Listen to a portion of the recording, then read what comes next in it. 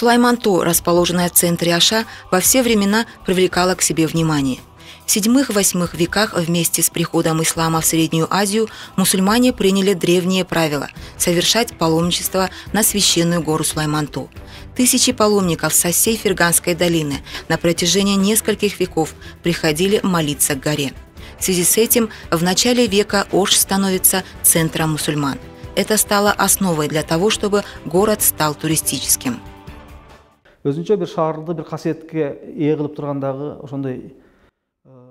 Город священен и тем, что обладает особой аурой. Поэтому среди людей есть мнение: перед тем, как совершить паломничество в Мекку, нужно сперва посетить священную Сулайман-То.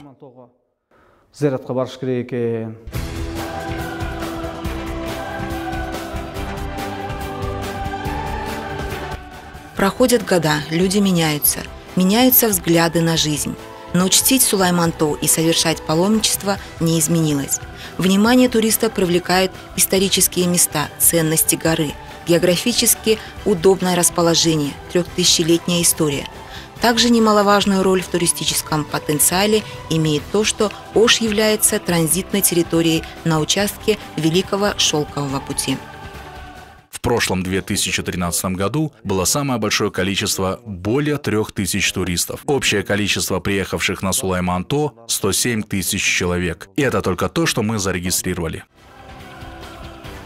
Еще один повод поднятия туристического потенциала в Аше стало то, что Сулайман-То в 2009 году была включена в список всемирного наследия ЮНЕСКО.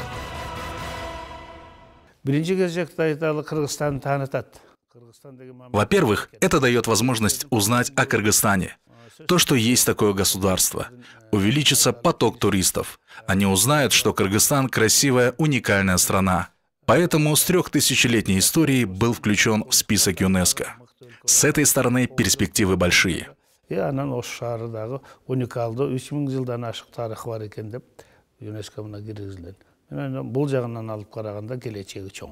Вы здесь живете, может быть, вами не видно. Я в прошлом году приезжала сюда в августе, и меня очень порадовало очень большое количество туристов. И это абсолютно после 2010 года, правда, настолько в глаза бросалось, и я беседовала особенно с российскими, это очень большой, это европейских и из СНГ.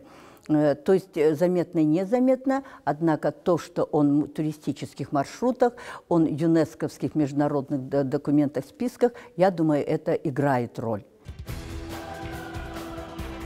В список всемирного наследия ЮНЕСКО входят природные или сделанные руками человека культурные, исторические и имеющие экологическую важность объекты. На сегодняшний день в списке зарегистрировано 981 такой объект. Значит, благодаря тому, что Сулайман-То вошла в список всемирного наследия, увеличится интерес туристов к городу Ош. В ином случае многие и не узнали бы, что есть такой маленький город, который вместил в себя многовековую историю.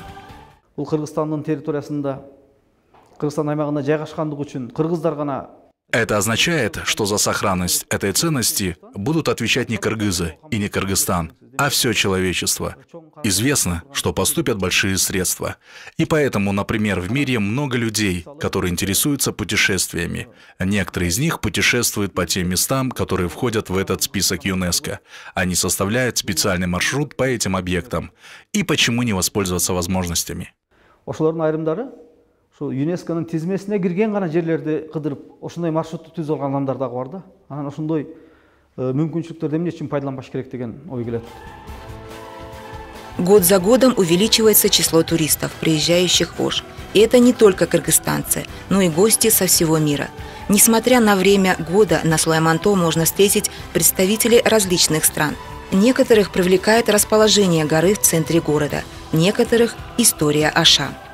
Она здесь первый раз, но для нее это очень большое впечатление. Она прекрасно понимает, что гора Сулайман-То очень священная для жителей города Аша, и для того, чтобы сюда люди поднимались и здесь молились, просили у Бога здоровья, просили у Бога счастья. И мы прекрасно понимаем, что это очень свято, святое место для всех обитателей Кыргызстана.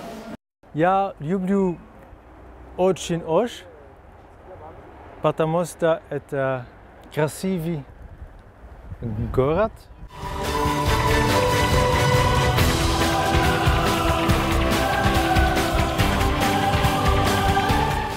будущем планируется создание регионального хаба по перевозке грузов на базе международного аэропорта Ош.